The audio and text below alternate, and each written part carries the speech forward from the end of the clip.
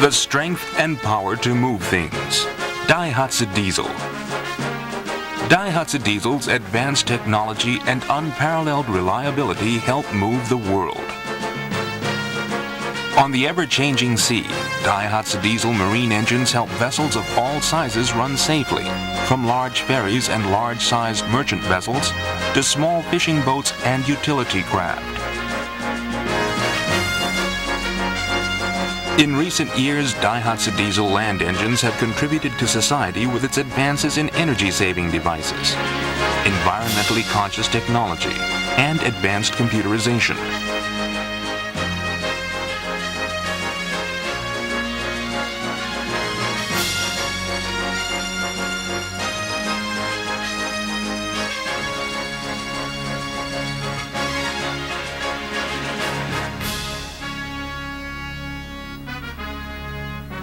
Daihatsu Diesel also provides first-rate after-sales service for first-rate engine performance.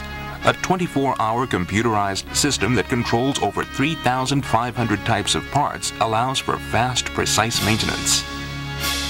Daihatsu Diesel's vast network of domestic and international port cities offers a complete global service system.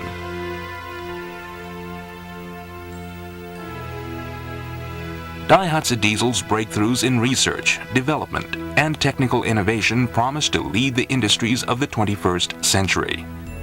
Catch a small glimpse of these breakthroughs through this video.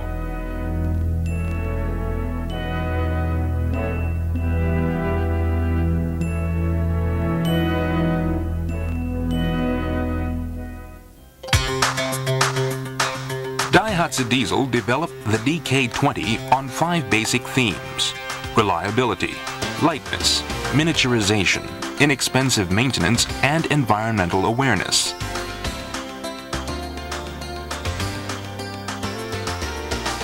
Here is the ratio of flexibility to mechanical strength of the DK20.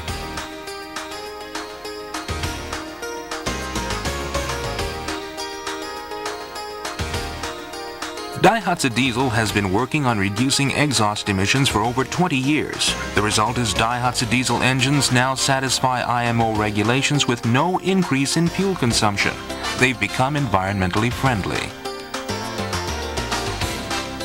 Its dismantlement and assembly times have significantly decreased.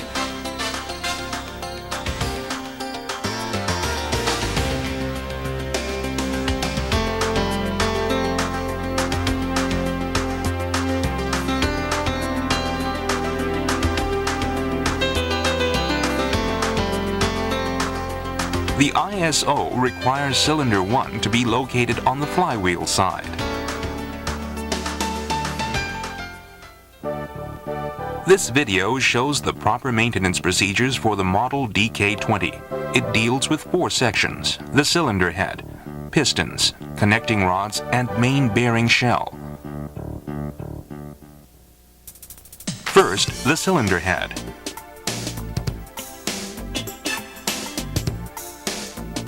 Prepare all necessary tools for dismantling.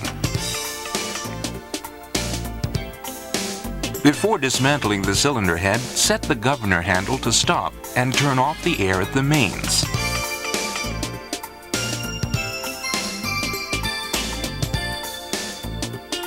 Next, turn off the water cooling system, fuel oil system, and the lube oil system at the mains. Then drain the cooling water from the engine. Remove the cylinder head cover. Remove all pipes around the cylinder head, namely the nozzle inlet and outlet pipes for cooling.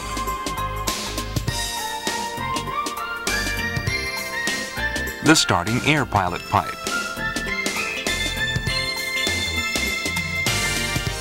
And the outlet pipe flange for water cooling. Next, remove the bolts to the high-pressure fuel oil block. At this point, use compressed air to blow all fuel from the fuel oil block. Cover it so that no debris enters the fuel oil outlet of the injection pump.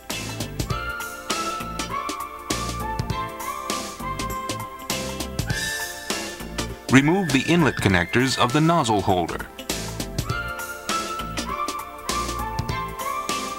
Remove the exhaust pipe. Be careful not to confuse the stainless steel exhaust pipe attachment bolts with other bolts.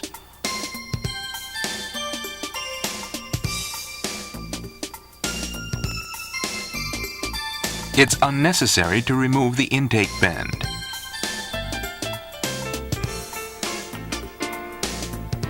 Loosen the rocker arm tightening nut.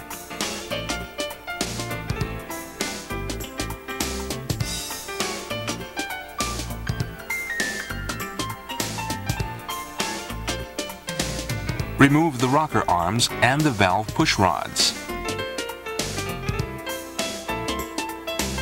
Use the proper tool to pull out the nozzle holder.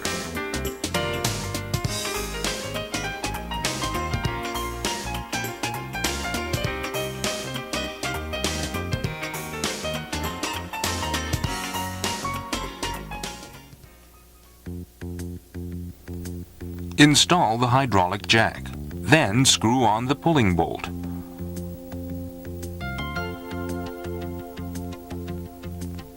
Make sure the notch faces outward so that the jack stand does not touch the cylinder head.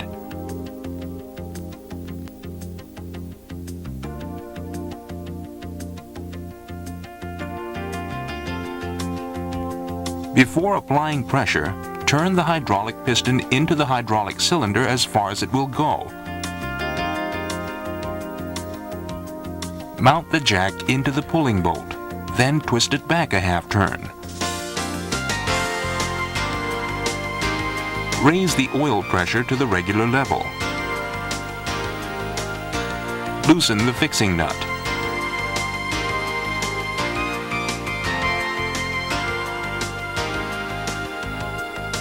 Then lower the oil pressure slowly with the pump's release valve. Use the special tool for lifting the cylinder head. Remove the cylinder head.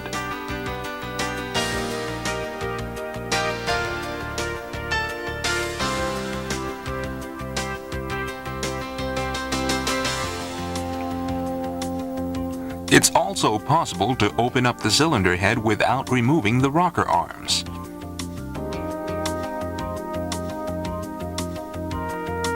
After removing the cylinder head, be sure to place a cover over the cylinder liner and intake pipes to avoid getting any dust or debris into the engine.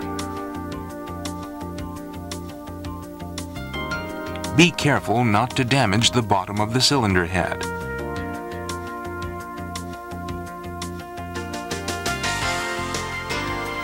Use the special tool to simultaneously remove the 4 intake and exhaust valves.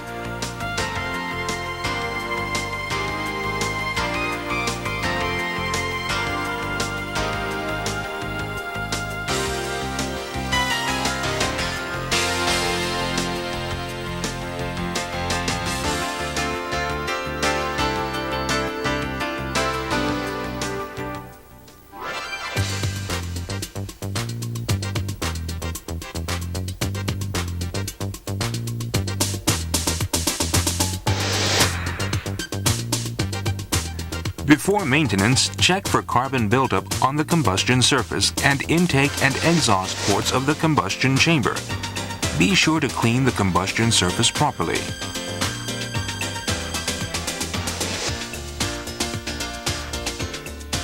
Next, perform a color check. You'll need to pay special attention to the combustion surface because it's exposed to high pressure and high temperatures. The stem diameter of the intake and exhaust valves are measured at 3 different points with a micrometer.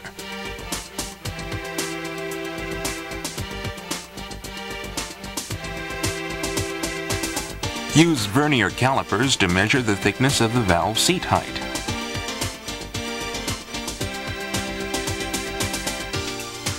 Also use calipers to measure the inner diameter of the intake and exhaust valve guides. Record your measurements.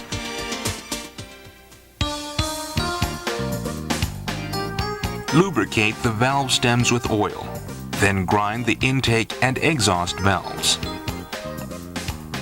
Use various grades of carborundum.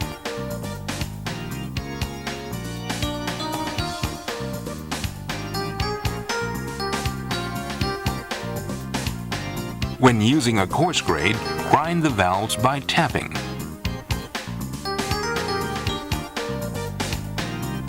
Use the finer grades for finishing work. Here you grind the valves by turning.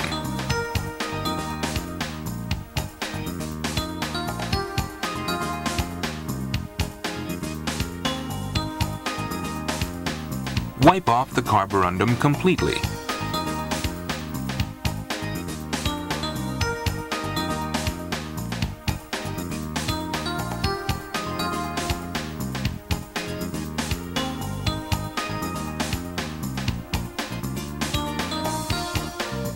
Then check the points of contact with bearing blue.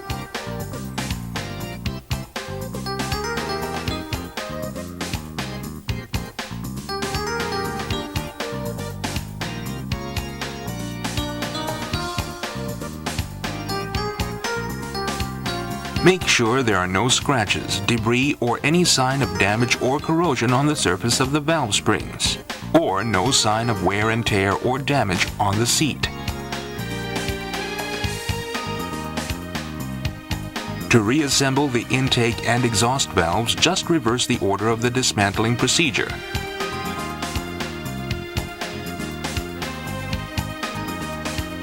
However, note the slit on the stem top of the exhaust valves. Before reassembling, change all stem seals.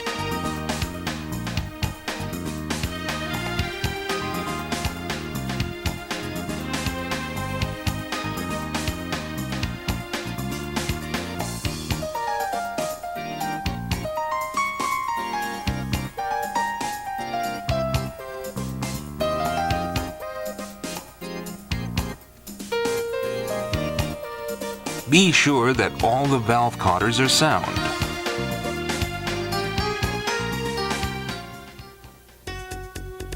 Next, the procedure to dismantle the starting air valve.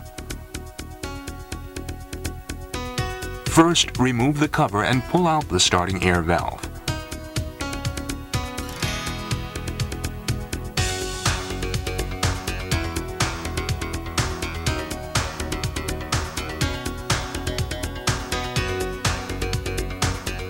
Dismantle it, clean all parts, and reassemble it. Then grease the starting valve.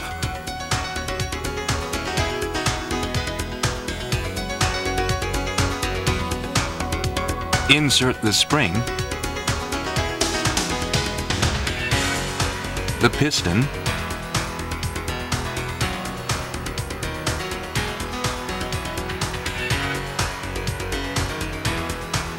tighten the nut and divide the split pin carefully. The split pin is made of stainless steel.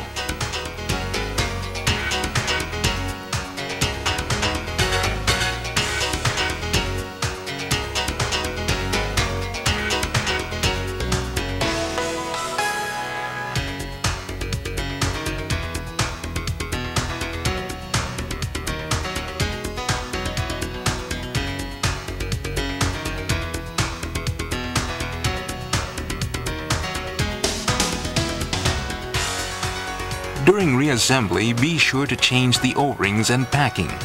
Grease them before reassembly.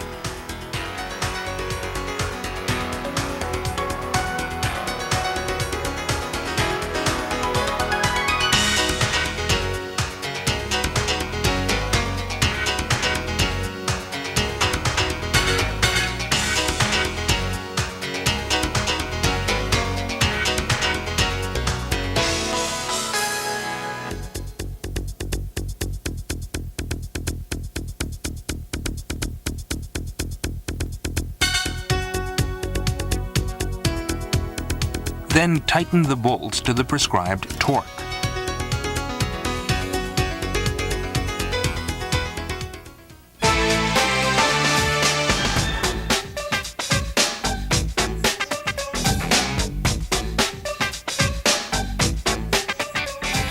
Now we'll dismantle the fuel oil injection nozzle. Clean all parts during this procedure.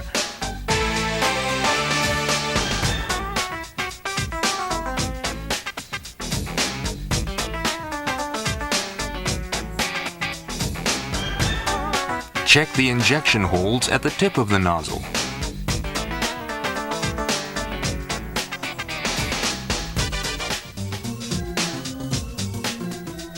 Attach the spacer to the nozzle holder.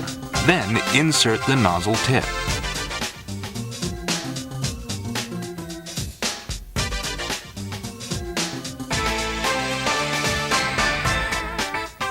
Spray Molykote on the holder screw and retaining nut seat before tightening them to their prescribed torque.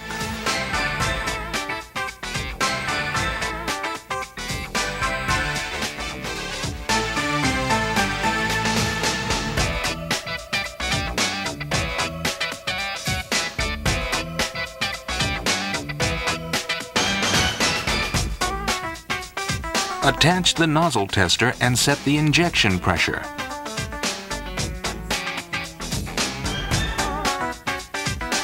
Loosen the holder adjustment screw. Set it to regular pressure before tightening it. Make sure the nozzle sprays properly a couple of times at 300 kilograms per square centimeter. Avoid touching the nozzle while performing the test.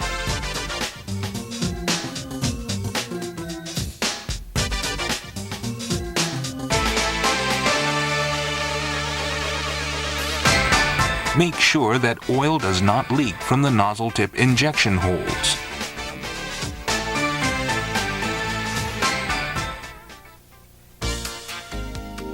Clean the seal parts of the cylinder head and the cylinder liner of the engine frame.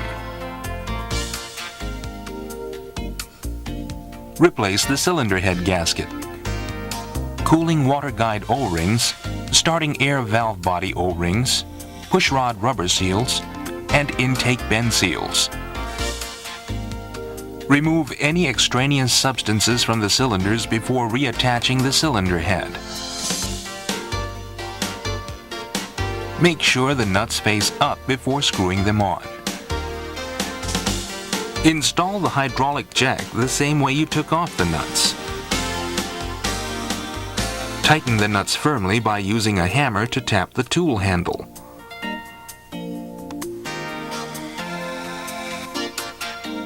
When reassembling the nozzle holder, check for any remnants of the old gasket before installing a new gasket.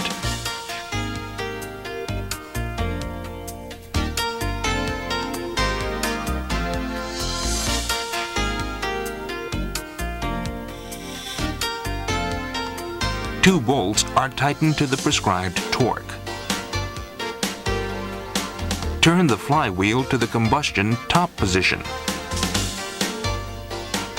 Then insert the push rods.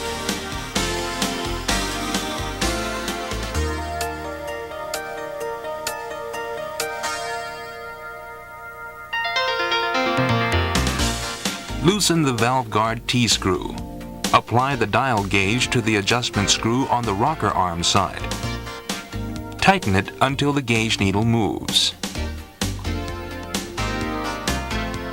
After finishing the adjustments, tighten the lock nuts completely.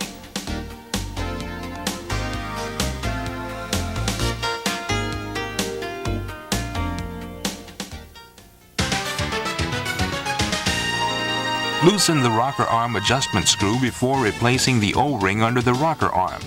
Then set the rocker arm metal piece and attach the rocker arm.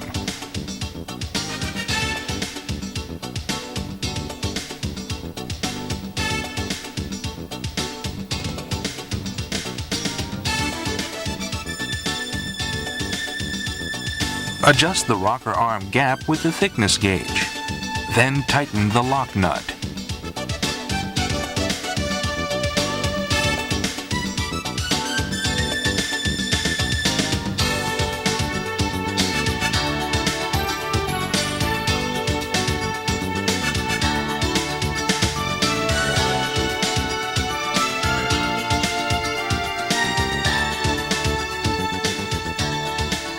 Make sure the seat surface of the inlet connector is clean before attaching the inlet connector.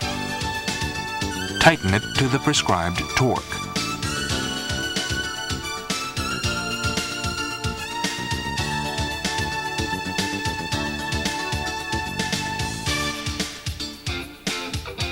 Replace the top O-ring of the fuel oil injection pump. Now make sure the joint and seal of the fuel oil high pressure block is clean and damage-free before attaching the piping. Tighten the bolts to their prescribed torque. Reattach all piping around the cylinder head and replace all gaskets and packing.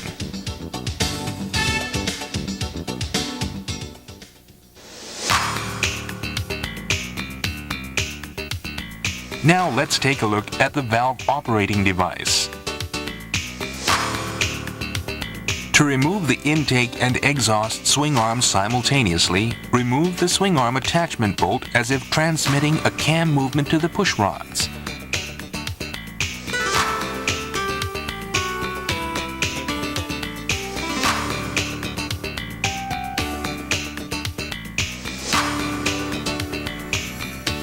You can tell the difference between the intake and exhaust swing arms by an engraved mark on the shaft side. R means exhaust. If the rollers have too much play, change the swing arm.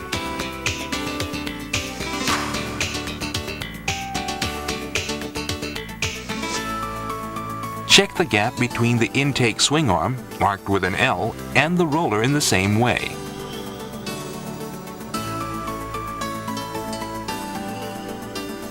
The swing arm attachment bolt is special. It also acts as an oil application joint. Tighten these bolts to their prescribed torque.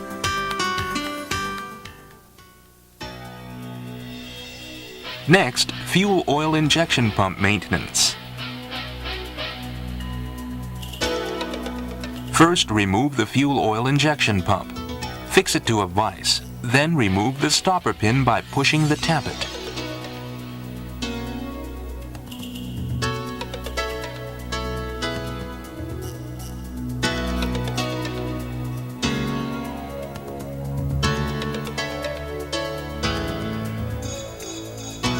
Next, remove the following in this order: the tappet,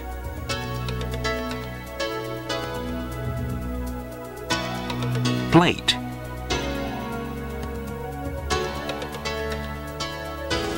spring seat,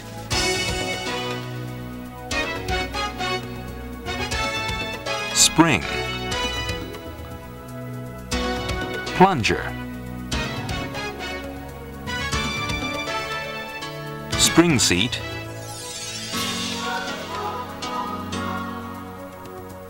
control sleeve, control rack,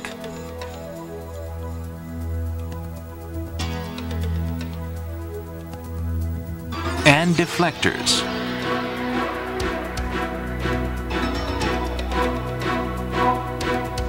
Now remove the delivery valve assembly. However, do not dismantle the delivery valve.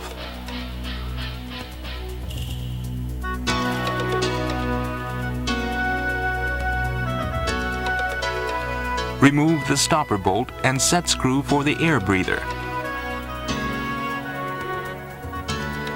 Remove the plunger barrel. Just push it up from the bottom. Next, make sure there's no cavitation on the barrel. Plunger and deflectors.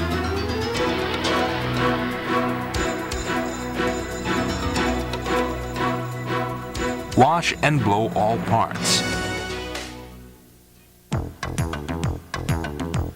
To reassemble the fuel oil injection pump, start by making sure that all the parts are organized. Remember to replace all O-rings and backup rings.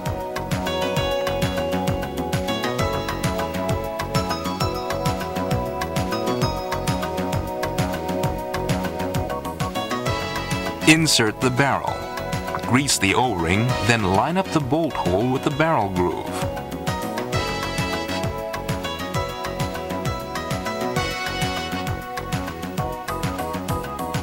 Grease the O-ring before attaching the delivery valve dowel pin.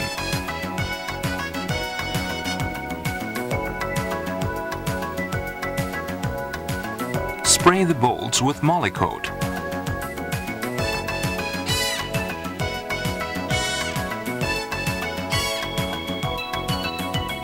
Then tighten them to their prescribed torque.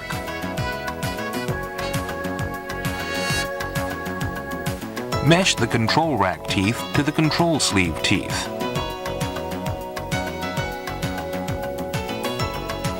Then move the rack. Check for easy movement and stroke from 0 point from the O-ring to the full rack. Check the height of the fuel oil injection assembly by checking the tappet slit. Use shims to adjust the assembly's height.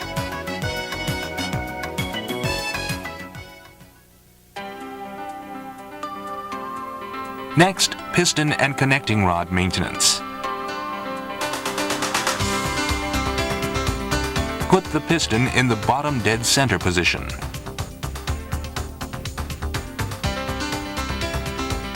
Use sandpaper to remove carbon buildup in the combustion chamber of the cylinder liner. Use a thread tap to remove carbon from the piston hanger screw holes.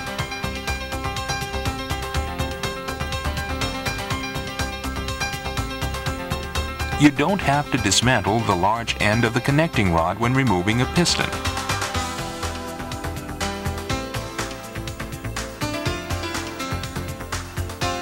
Before removing the piston, remove the wiring. Now remove the connecting rod bolt.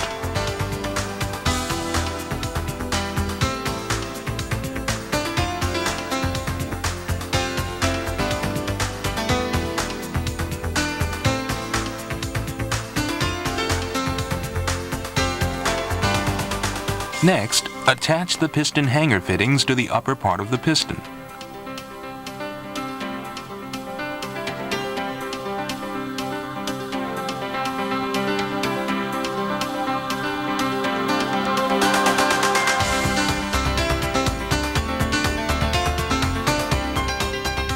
Then pull out the piston.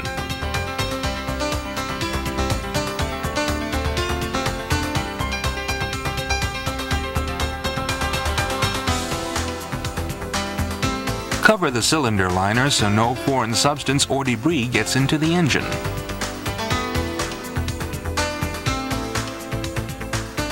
Lift the connecting rod slightly. Remove the retaining ring on one side, then pull out the piston.